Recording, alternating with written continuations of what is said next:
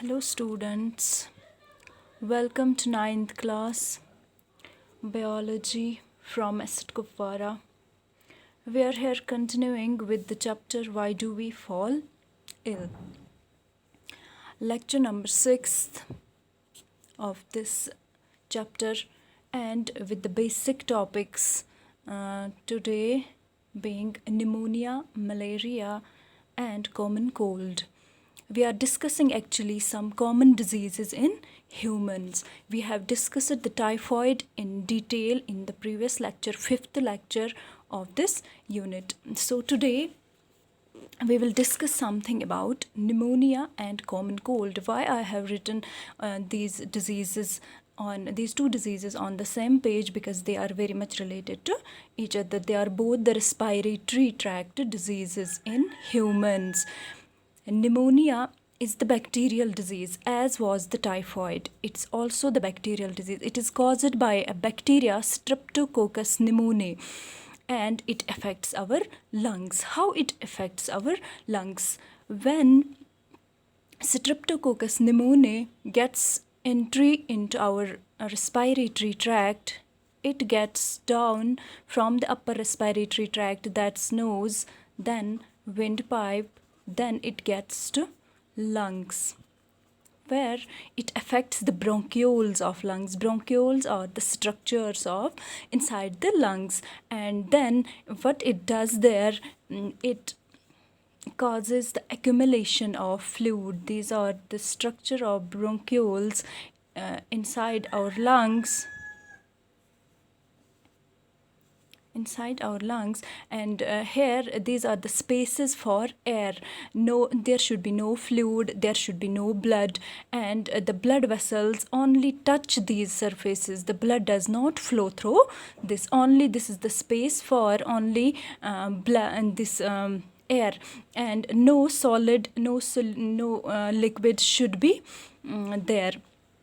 What happens in pneumonia? The Streptococcus pneumoniae causes the accumulation of fluid in the bronchioles, in the alveoli of the lungs. And what happens whenever our lungs have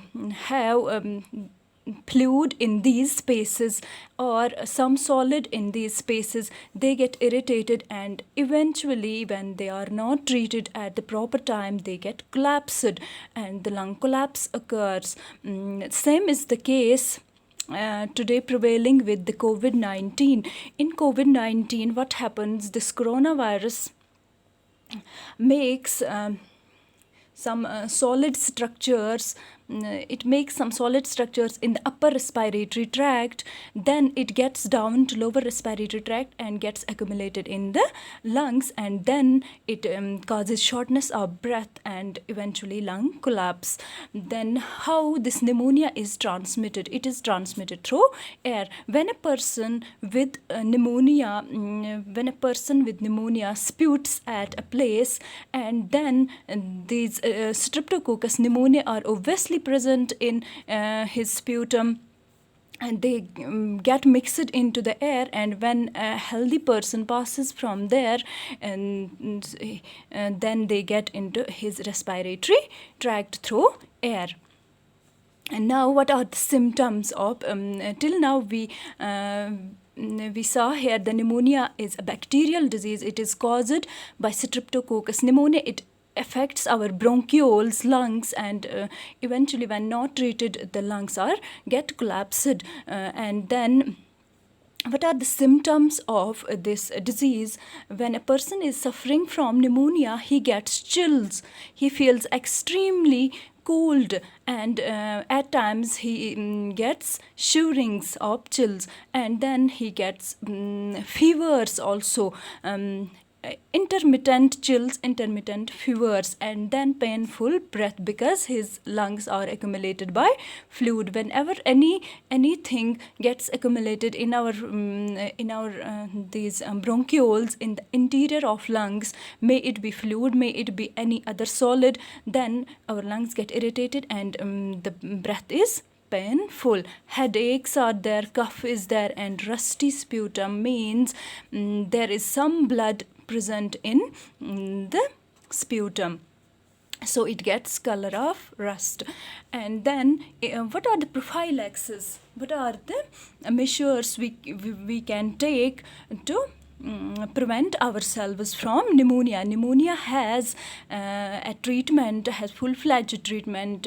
We don't need to worry about it. But we have to prevent ourselves from this disease. We have to frequently wash our hands. We should remain clean, and we should take plenty of fruits and vegetables, and we should quit smoking. The person who is smoking should quit the smoking, and we should stay away from the sick person. Why? Because it is highly communicable. We are discussing the communicable diseases. We should stay away from these sick persons who are affected with pneumonia. These are the same guidelines which are provided for the COVID-19.